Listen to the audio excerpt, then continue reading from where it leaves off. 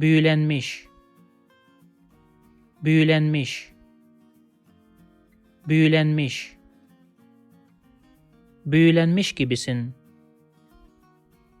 Büyülenmiş gibisin. Büyülenmiş gibisin. Herkes büyülenmiş olacak. Herkes büyülenmiş olacak. Herkes büyülenmiş olacak.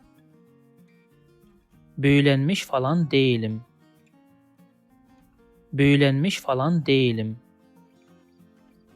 Büyülenmiş falan değilim. If you like this video, please subscribe to my channel below for more videos on Turkish grammar, vocabulary, and pronunciation. Also, if you think this video can benefit somebody else, please share it with them.